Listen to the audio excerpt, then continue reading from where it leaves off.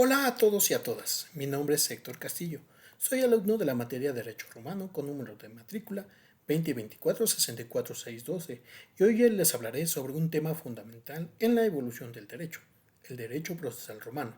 Dividiré esta exposición en tres partes, partiendo con sus conceptos y elementos principales, luego el proceso formulario y finalmente el proceso extraordinario.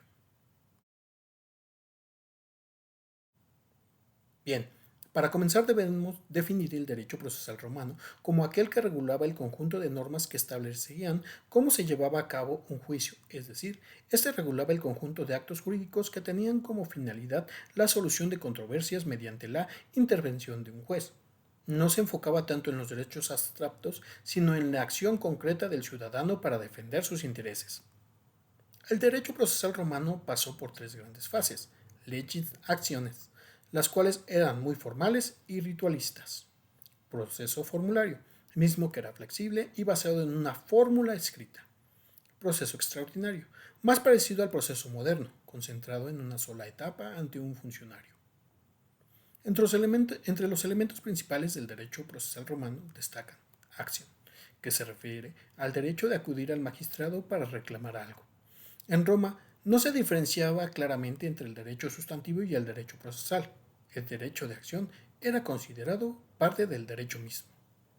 Y como el jurista romano Gallo decía, la acción no nace del derecho, sino del hecho. Jurisdicción, la cual implica el poder de los magistrados para administrar justicia. En Roma, típicamente era ejercida por magistrados como el pretor en el proceso formulario o en el gobernador provisión en el proceso extraordinario. Magistrado, pretor, quien era la autoridad pública que organizaba el proceso. Juez privado, iudix, quien era un ciudadano designado para resolver el caso después de la fase ante el magistrado. El proceso romano se dividía en dos etapas, io iure, fase ante el magistrado en donde se llevaba a cabo la presentación y se definía la controversia. Apud iudicium, fase ante el juez privado, en la cual este examen de pruebas y tomaba una decisión.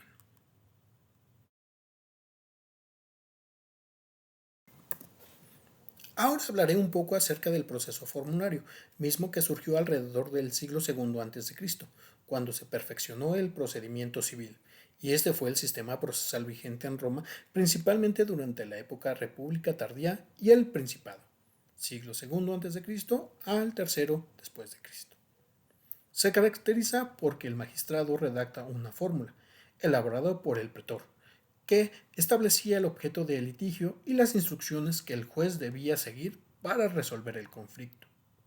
Era más flexible que el antiguo sistema de Lynching-Acción, menos rígido en formalismos y respondía mejor a las nuevas necesidades sociales y jurídicas de Roma. Sus características principales son formalismo flexible, es decir, aunque exigía seguir una estructura determinada en la fórmula, pretendía adaptar el contenido a la naturaleza del conflicto. Intervención del pretor, en donde el pretor elaboraba y autorizaba la fórmula basándose en los hechos presentados.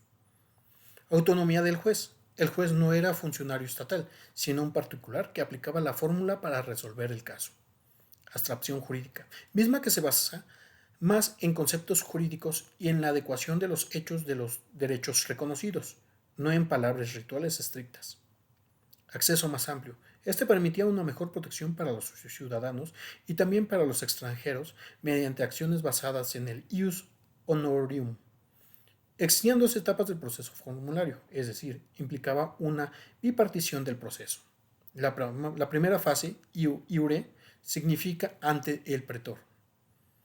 Las partes comparecían ante el pretor y se discutían la exigencia del derecho alegado y su posibilidad de ser defendido judicialmente.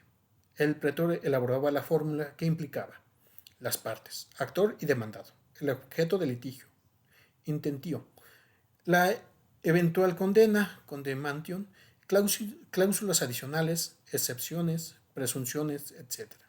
Y la fase apud iudism, es decir, ante el juez. En la segunda fase, apud iudicim, que significa ante el juez, Durante esta etapa se presentaba el caso ante un juez privado elegido, y ese debía basar su fallo en los términos establecidos por la fórmula y tras la evaluación de las pruebas emitía su decisión, sentencia. Desarrollo y estructura de la fórmula. La fórmula podía dividirse en varias partes típicas. Demonstration, que era opcional y se refiere a la descripción de los hechos que daban origen al litigio. Intentio, parte esencial en la que el actor afirmaba su derecho o reclamo. Exceptio, era la defensa previa del demandado si la presentaba. Por ejemplo, alegar el pago ya realizado.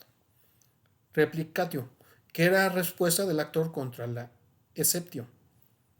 Condemnatio, orden del pretor al juez para condenar o absolver según lo que resultara aprobado.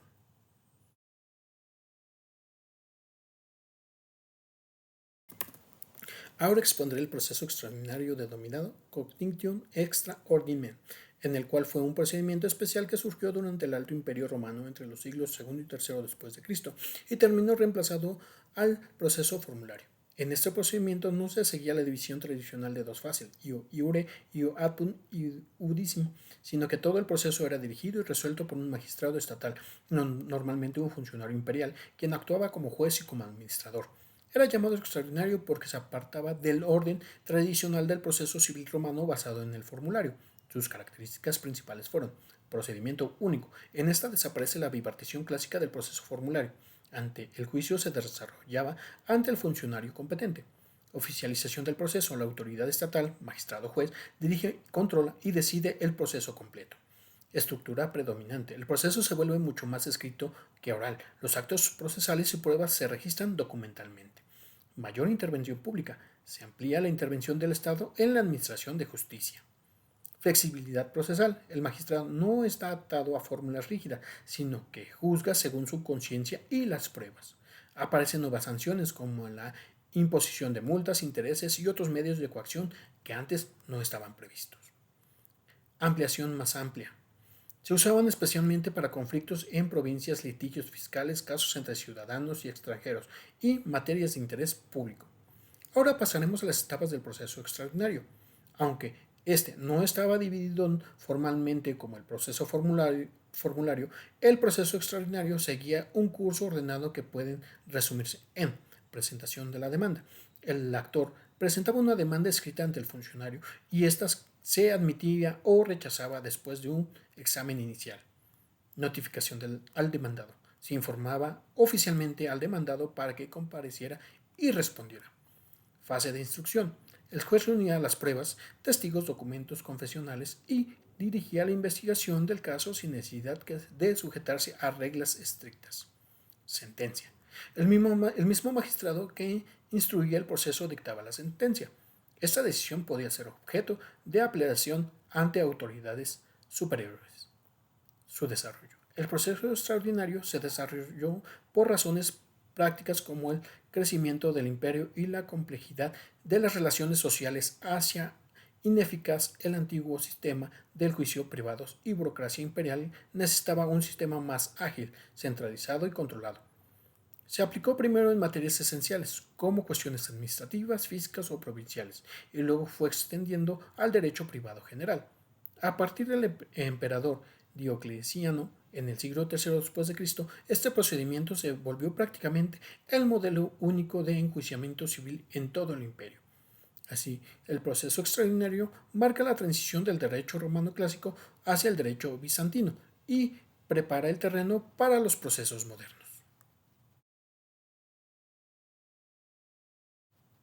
En resumen, el derecho procesal romano muestra una evolución desde un sistema muy formal y escrito hacia un proceso más flexible y administrado por el Estado.